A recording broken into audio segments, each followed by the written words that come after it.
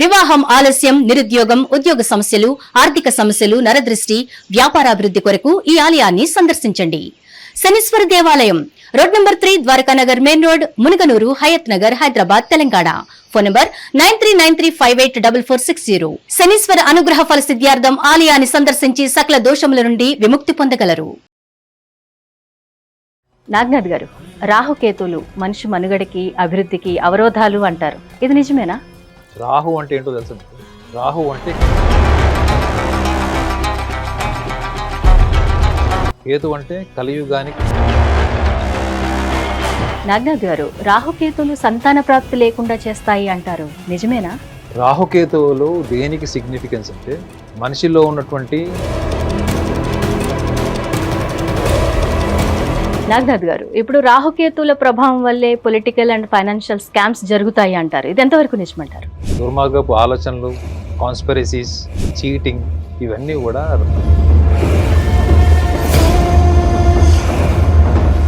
రాజకీయ హోదా, ఆధ్యాత్మికత, మోక్షము, వైరాగ్యము ఇలాంటివన్నీ కూడా రాహుకేతు వల్లే సంభవిస్తాయంటారా? అనుభవం ఉన్న ఏ జ్యోతిష్యుడని అడగదు, కానీ రాహుకేతువుల యొక్క ప్రభావం మనిషి జీవితంలో.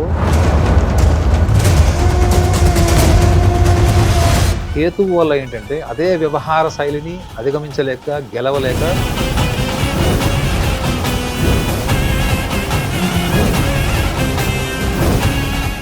నాగనాథ్ గారు, ఇప్పుడు సింహరాశి వారికి రాహుకేతువుల ప్రభావం ఎలా ఉంటుందంటారు? అంటే ప్రతికూలంగా ఉంటుందా, అనుకూలంగా ఉంటుందా? వాటి గురించి చెప్పండి. ఖచ్చితంగా. హిట్ టీవీ ప్రేక్షకులందరికీ కూడా నమస్కారం. హర్షిణి గారు, మ్. సింహరాశికి రాశిలో కేతువు, మ్. సప్తమ భావంలో రాహు ఉంటాడు. మ్. సో సింహరాశికి కేతువు strengthening point or weak point అనుకుంటే ఇట్స్ అ స్ట్రెంథనింగ్ పాయింట్. అంటే సాక్షాత్తు ఆ దైవమే వచ్చి మీ ఇంటి ముందు నిలబడినట్టు ఉంటుంది. ఇంటి లోపల కాదు, ఐఎమ్ వెరీ క్లియర్. ఇంటి ముందు పరంగా భాగ్యరేఖ అనుకోండి, భాగ్యము ఇంటి ముందే ఉన్నట్టు ఉంటుంది. ఎలా? ధార్మిక పరమైనటువంటి బలం. ధార్మిక పరమైన బలం అంటే ఏంటంటే మీరు ఎప్పుడైతే సంపూర్ణంగా మీ చేసే ప్రతి పనిలో ఆలోచనల స్పష్టత కానీ సంపూర్ణమైన ఆత్మవిశ్వాసం ఉన్నామే ధార్మిక బలం. ఎందుకంటే మీ ఆత్మలోనే ఆ పరమాత్మ నిక్షిప్తమై ఉంటాడు, అవునా కదా? సో ఈ యొక్క ఆధ్యాత్మిక గ్రహమైనటువంటిది కేతు. సో ఆధ్యాత్మిక గ్రహమైన కేతు అనగానే చాలా మంది ఏముందిలేండి స్పిరిచువల్ అంటే, ఈ రోజుల్లో ప్రతి ఒక్కడు నేను స్పిరిచువల్, ఐఎమ్ స్పిరిచువల్ అని చెప్తున్నారు. అవును. What is that you have sacrificed అని ఒకటి. Is it necessary a spiritual man should sacrifice అని అడుగుతున్నారు.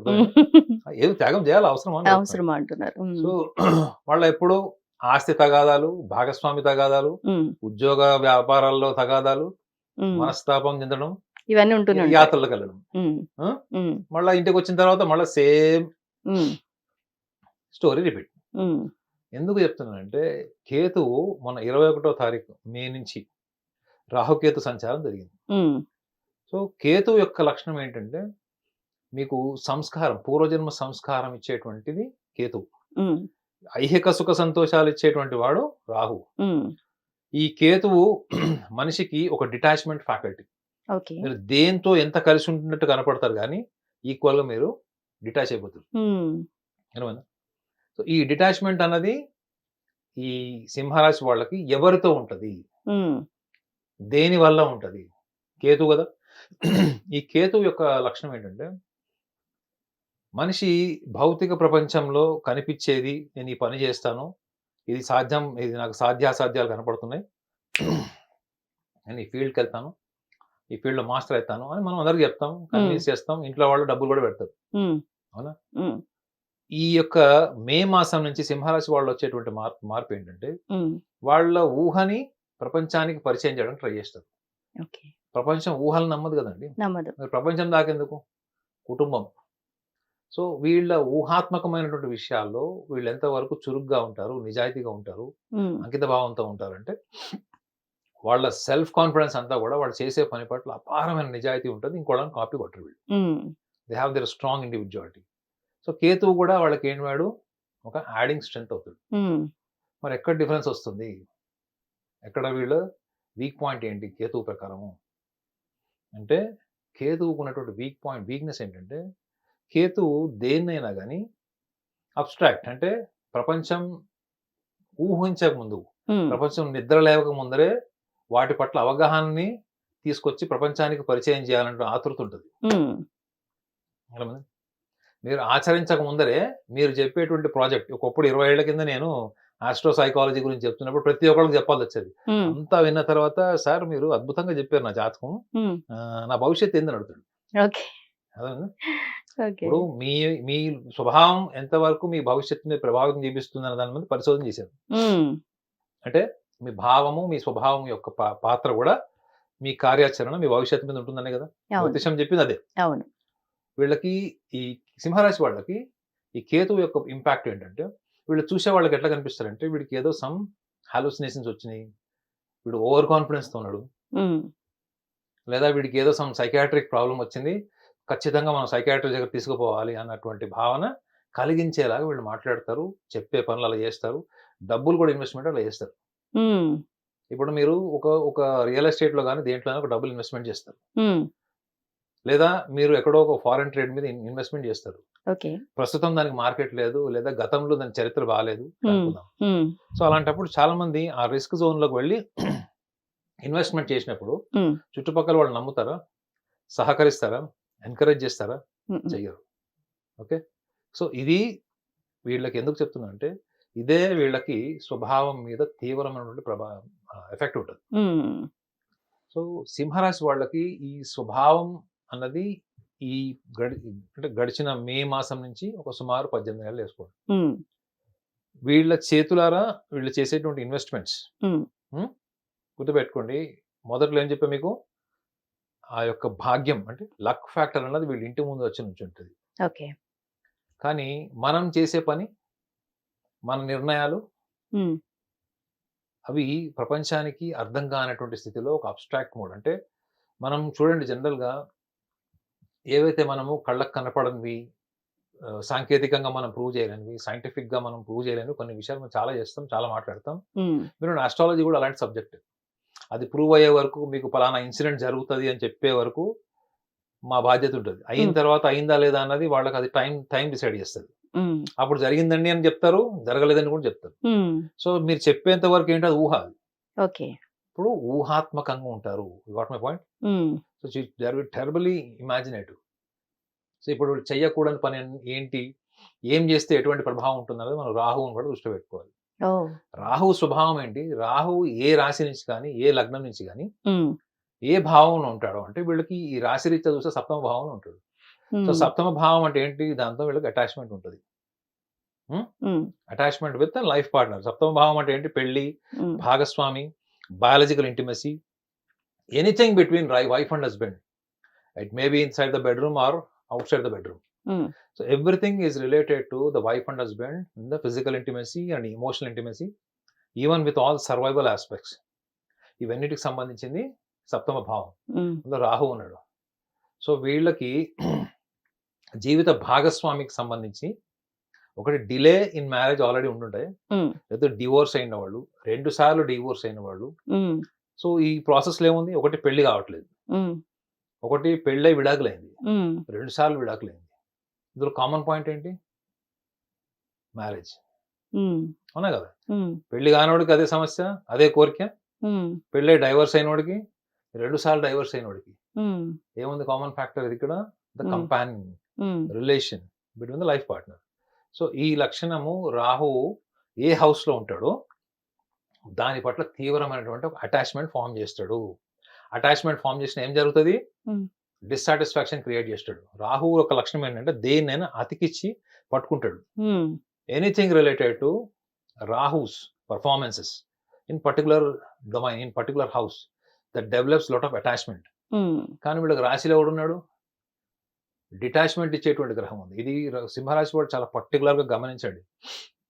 కేతు ఏమో మిమ్మల్ని కాశీకి తీసుకెళ్తాడు, తులసి మాలేసి గడ్డం పెంచి. ఉమ్, అంటే ఏంటి? డిటాచ్‌మెంట్. రాహు ఏం చేస్తాడు? భాగస్వామి చుట్టూ తిప్పుతాడు. పెళ్లి కావట్లేదు, పెళ్లి కావాలి, డైవర్స్ అయింది, లేదా రెండో పెళ్లి, మూడో పెళ్లి. ఉమ్, అంటే ఇక్కడ మీరెక్కడ, మీ మనసు ఎక్కడుంది? మీరు కాశీలో, రామేశ్వరంలో, మీరు ప్రయాగలో కూర్చున్నా, లేకపోతే శిఖరాగ్రహాల్లో కూర్చున్నా ఉమ్, మనసు ఎక్కడుంది? పెళ్లి చుట్టూ నడుస్తుంది. So what is the disturbance? Um, so మనం చెప్తే వాళ్ళు హర్ట్ అవుతారేమో, కానీ ఉమ్, ఇది వాళ్ళకి జీవిత భాగస్వామికి సంబంధించి మాత్రమే కాకుండా ఉమ్, దే విల్ బి ఈవెన్, చూడండి ఈ మధ్య కాలంలో చాలా మంది సెక్షువల్లీ ఎక్స్ప్లాయిట్ అవుతున్నారు చూడండి. ఉమ్, అంటే మల్టిపుల్ పార్ట్నర్స్ కానీ, లేకపోతే డిస్లాయలిటీ విత్ పార్ట్నర్స్, ఉమ్, ఉమ్, ఇటువంటి మాయా ట్రాప్ లో పడతారు అన్నది ఈజ్ అన్ ఇండికేషన్. ఉమ్, ఎప్పటి నుంచి? మే నుంచి ఆల్మోస్ట్ 18 months, 2025 నుంచి మీరు లెక్కేసుకోండి 18 months. Okay, okay. So Rahu ఏ హౌస్ లో ఉంటాడో దానికి సంబంధించిన తీవ్రమైన పరిణామాల్ని ఎంతవరకు ప్రవోక్ చేస్తాడో దాని నుంచి మీకు ఏ సంతృప్తి లేకుండా చేస్తాడు. ఉమ్, మీకు పెళ్ళైంది, డైవర్స్ అయింది, సెకండ్ మ్యారేజ్ కూడా అయింది, but you are not happy, you are not contented. Why? ఎందుకు అంటే ఒక పక్కనేమో మిమ్మల్ని ఒకవైపు మీ కుడి చేయి పట్టుకొని ఒకవైపు లాగుతుంది, ఎటువైపు? వైరాగ్య దిస్తుంది. కేతువు ఎడం వైపు ఏంటి? రాహు లాగుతున్నాడు. రాహు. లేదు లేదు, సంసారం సంసారం అని లాగుతున్నాడు. సరిపోయింది. ఈ రెండింటి మధ్యలో ఈ 18 నెలలు గడుస్తాయి, um, 18 months. Where is the luck factor? Um, వీళ్ళు లక్ ని ఎట్లా అటైన్ చేయాలి వీళ్ళు? ఎందుకంటే మీకు ఆల్రెడీ చెప్పా కదా, ఇప్పుడు ఈ కేతు వల్ల ఇది జరుగుతుంది అని. ఉమ్, సో వీళ్ళు గమనించాల్సింది ఏంటంటే కేతు యొక్క ప్రభావము ఉమ్, ఎటువంటి బెనిఫిట్ క్రియేట్ చేస్తుంది వీళ్ళకి అంటే, వీళ్ళు ఏ పని చేసినా కానీ పూర్తి ఆత్మవిశ్వాసంతో చేస్తున్నామని వీళ్ళు అనుకుంటారు. అనుకుంటారు. ఉమ్, పని చేయక ముందు వరకు, ఓకే. అవునా? పని చేసే ముందు వరకు కూడా ప్రణాళిక, పేపర్ వర్క్ అన్నీ ఉంటాయి. ఉమ్, పని చేయడం స్టార్ట్ చేసిన తర్వాత వీళ్ళ ఊహ రియాలిటీ మ్యాచ్ అవుతాయా? మ్యాచ్ కావు. మ్యాచ్ కానప్పుడు వీళ్ళు ఏం చేస్తారు? డిసప్పాయింట్ అవుతారు. నో, ఉమ్, ఇంకా adamant గా ఇంకా రకరకాల ప్రయత్నాలు చేస్తారు, ఎక్స్పెరిమెంట్ చేస్తారు. ఇప్పుడు సపోజ్ సింపుల్ ఎగ్జాంపుల్ మేడం, ఉమ్, ఇప్పుడు ఈ కెమెరామెన్ పర్ఫార్మెన్స్ బాగోలేదని చెప్తారు ఉమ్, ఈ ఛానల్లో. ఉమ్, నీకు పర్ఫార్మెన్స్ బాగాలేదని చెప్పారు, ఉమ్, నువ్వు నీ క్యారెక్టర్ గురించి చెప్పలేవాడు, నీ స్కిల్ గురించి చెప్పారు. ఓకే. సో నువ్వు ఈ ఛానల్ వదిలేసి ఇంకో ఛానల్కి వెళ్ళి అక్కడ పని చేస్తే అదే స్కిల్ ఉంటుందా, మారుతుందా చెప్పండి? అదే స్కిల్ ఉంటుంది. అన్లెస్ యూ ఇంప్రూవైజ్ ఇట్, అంతే. You accept it. ఎస్. ఇదే వీళ్ళు చేయరు. ఓకే. ఇంకా నెక్స్ట్ అంటే రేపు నేను చెయ్యబోయే పని అద్భుతంగా చేస్తాను. నువ్వు ఇవాళ ఏం చేసావు? ప్రపంచం నేను అడిగే ప్రశ్న ఏంది? ఇవాళ ఏం చేసావు, ఇప్పుడు నేను ఏం ఏం- చేసావు? ఉమ్, సో నీ previous performances, current performances, how it is related to gain confidence to perform better in future Future. Performances. అవునా? Mm. ఈ మూడిటి మధ్యలో ఈ రాహుకేతులు పిండి రుబ్బారేసి వీళ్ళకి వైరాగ్యాన్ని తెస్తాడు అని రాహుకేతువుల యొక్క స్థానం చెప్తుంది. ఓ, అర్థమైందా? ఉమ్, కాబట్టి వీళ్ళకి సూచన కూడా ఏంటంటే ముఖ్యంగా లాయలిటీ. వీళ్ళకి సింహరాశి వాళ్ళకు ఉన్న గొప్ప లక్షణం లాయలిటీ. ఉమ్, సో జీవిత భాగస్వాముల వల్ల ఉమ్, భర్త కావచ్చు, భార్య కూడా కావచ్చు, ప్రేమికుల్లో మగవాళ్ళు ఆడవాళ్ళు కూడా కావచ్చు, ఉమ్, ఈ ఎక్స్‌ప్లాయిటేషన్ అన్నది ఈ 18 నెలల్లో ఉండి వీళ్ళు జీవితకాలం సంపాదించిన పేరు ప్రఖ్యాతలు, మంచితనం అంతా కూడా కొడతాడు ఇట్లా. ఉమ్, కత్తితో కొట్టినట్టు రాహు కొట్టేస్తాడు. కానీ వీళ్ళు భయపడేది దేనికి అంటే వీళ్ళ సోషల్ ఇమేజ్‌కి భయపడతారు వీళ్ళు. రాహు యొక్క ప్రభావం ఏంటంటే కుంభరాశిలో ఉంటాడు. ఉమ్, సో సోషల్ ఇమేజ్‌కి భయపడతారు. సోషల్ ఇమేజ్‌కి భయపడడం వల్ల కూడా చాలా సందర్భాల్లో వీళ్ళు చెయ్యని తప్పును నెత్తినేసుకుంటారు. అనవసరమైన డబ్బు కూడా ఖర్చు పెట్టుకుంటారు. అర్థమైంది కదండీ. Hmm. మీరు దాన్ని ఏ రకంగా మేనేజ్ చేయాలన్నప్పుడు ధన నష్టము, ఉమ్, రెండోది మీరు భరించకూడని విషయాలను కూడా మీరు భరిస్తారు. సో అల్టిమేట్లీ ఏంటంటే it leads to health issues, um, ఆరోగ్యపరమైన సమస్యలు. సో కేతువు వల్ల బెనిఫిట్ ఇంకోటి కూడా చెప్పాలి ఏంటంటే, ఎవరైనా రీసెర్చ్ స్కాలర్స్ ఉన్నారు ఉమ్, లేదా పొలిటీషియన్స్ ఉన్నారు, ఉమ్, ఈ స్పెక్యులేషన్స్ ఉంటారు చూడండి, వీళ్ళకి బెస్ట్ టైం ఇది. ఉమ్, అది పేరు సంపాదించడానికి సడన్ గా పదవి. ఇప్పుడు చూడండి అజరుద్దీన్కి ఒక పదవి వచ్చిందా లేదా? ఉమ్, ఎలక్షన్స్ అవును. రాగానే ఎట్లొచ్చింది? అసలు అజరుద్దీన్ అనే వ్యక్తి అసలు క్రికెట్ ఆడుతున్నాడా లేకపోతే దేశాలు బట్టి తిరుగుతున్నాడా, ఆ ఓల్డ్ సిటీ బావర్చి బిర్యానీ తింటున్నాడా కూడా తెలియదు లాస్ట్ ఎవరు? 4-5 అవును. ఇయర్స్ నుంచి. సడన్ గా అవును. ఒక్కసారి అజరుద్దీన్ లైమ్ లైట్ లోకి వచ్చాడు. అవును.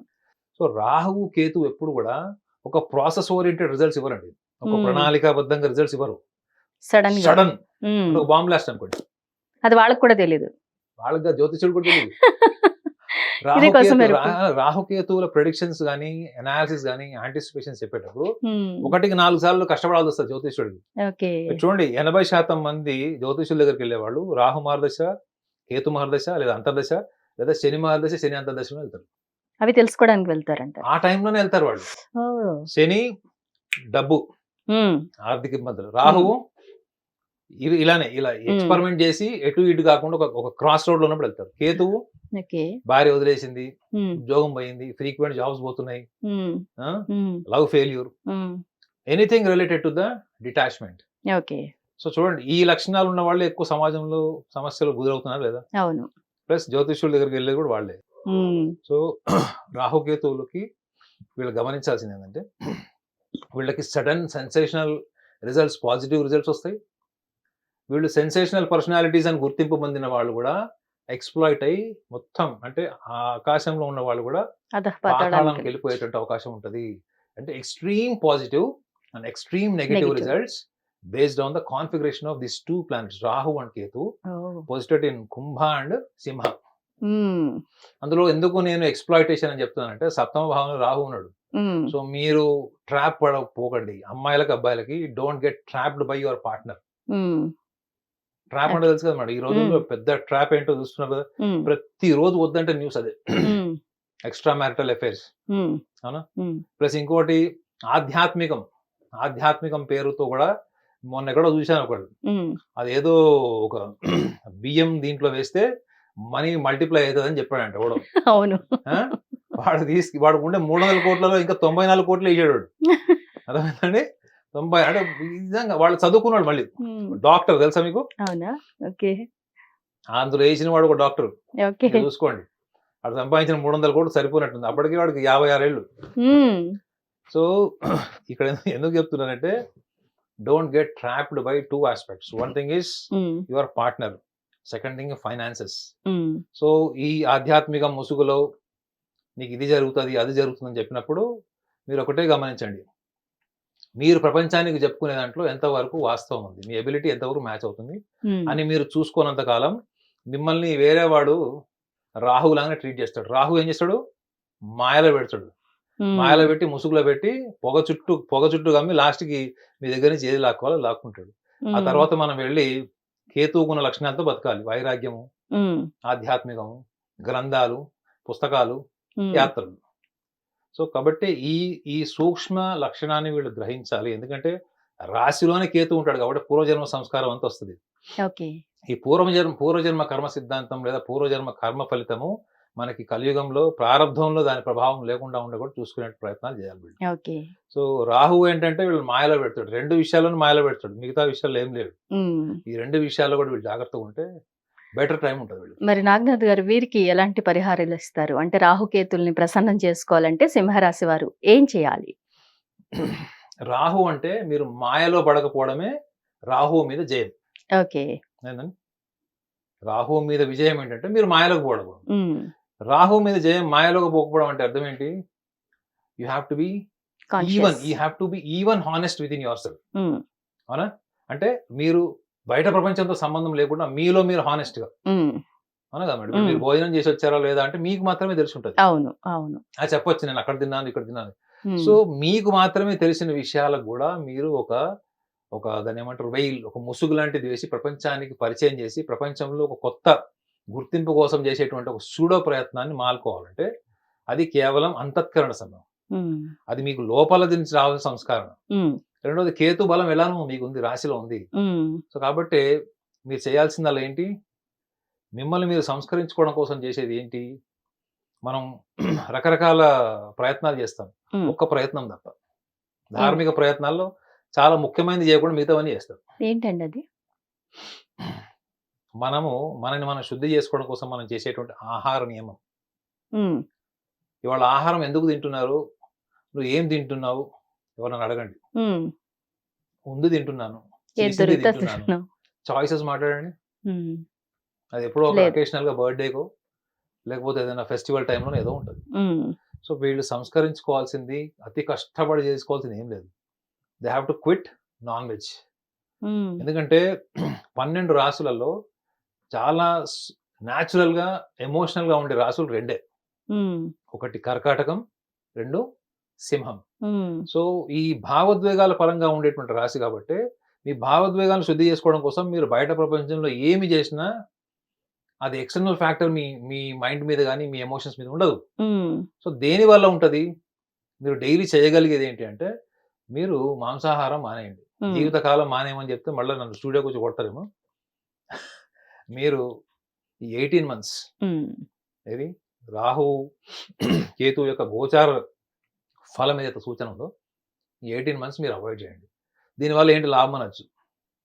మన ఆహారం వల్లనే మన ఆలోచన వస్తుంది, మనకు శక్తి వస్తుంది. అవునా కదా మేడం? అవును. ఫుడ్ అండ్ వాటర్ సోర్సెస్ వల్లనే మనకి ఎనర్జీ వస్తుంది. అవునా? ఈ ఎనర్జీ మీరు ఎక్స్టర్నల్ ఫ్యాక్టర్స్ నుంచి తీసుకుంటున్నారు. దానివల్ల మీకు ఇంటర్నల్ ఫ్యాకల్టీస్ ఏవి కూడా ప్యూరిఫై అవ్వట్లేదు. మీరు కన్జ్యూమ్ చేసే external food let it be purified, let it be more natural. అప్పుడు ఏమవుతుంది, మీరు ఆటోమేటిక్గా మీకు సాఫ్ట్వేర్ ఇన్స్టాల్ అయ్యి లోపల ఆటోమేటిక్గా అది ఆ వైరస్ని తీసేస్తుంది. That virus is your Sanskar of the previous birth. So దీనివల్ల గొప్ప లక్షణం మనకు వేదంలో రాసింది ఏంటంటే, మీకు పూర్వజన్మ కర్మ ఫలితం ఈ జన్మలో మీకు ఏదైతే దక్కాలి జరగాలి ఉందో దాన్ని కూడా అది అవాయిడ్ చేస్తుంది. ఇప్పుడు మీకు ఒక నష్టం జరగాలి మేడం, ఒక యాక్సిడెంట్ అయింది, మీకు ఏదో తీవ్రమైనటువంటి ఒక ఏదన్నా ఒకటి ఇబ్బంది కలగాల్సింది, అది త్రుటిలో తప్పచ్చు లేదా పాక్షికంగా దాన్ని తగ్గించవచ్చు. ఇదంతా కూడా ఎక్కడి నుంచి వస్తుందంటే కేవలం మన స్వీయ సంస్కరణకు వస్తుంది. ఇలాంటివి మనం ఎప్పుడు వినలేదు కదా. ఇలాంటివి మనకి ఎంతవరకు తెలుసు అంటే ఎక్కడెక్కడికి వెళ్ళాలి, ఏ రాహుల్ని కలవాలి, రాహువులకు ఏమేమి సమర్పించాలి. అలా వచ్చారా? అర్థమైంది. ఇప్పుడు మీకు పనికిరాని చేసేవాడు ఎవరైనా రాహువే. మిమ్మల్ని మాయలో పెట్టారు. రాహు అంటేనే మాయ అన్న కదా. మిమ్మల్ని మాయలో పెట్టి మీరు ఆల్రెడీ ఒక మాయలో వస్తే, మీరు ఒక డిపార్ట్మెంట్ ఆఫ్ మాయ నుంచి వస్తే వాడు తీసుకుపోయి నిన్ను మళ్ళీ ఇంకో కొత్త డిపార్ట్మెంట్ లో పెడతాడు. ఎండ్ ఆఫ్ ద డే ఏమంటే 2 యూనివర్సిటీలు అన్ని మాయవే ఉంటాయి. సో ఈ చిన్నది చాలా వెరీ సింపుల్. 18 మంత్స్ వీళ్ళు కనుక ఉంటే ఈ exploitation, unwanted bad name, financial losses, family, ఇవన్నీ కూడా వాళ్ళకి maximum I can say the maximum reduction ఉంటుంది. సూపర్ చెప్పారండి నాగనాథ్ గారు. Thank you very much.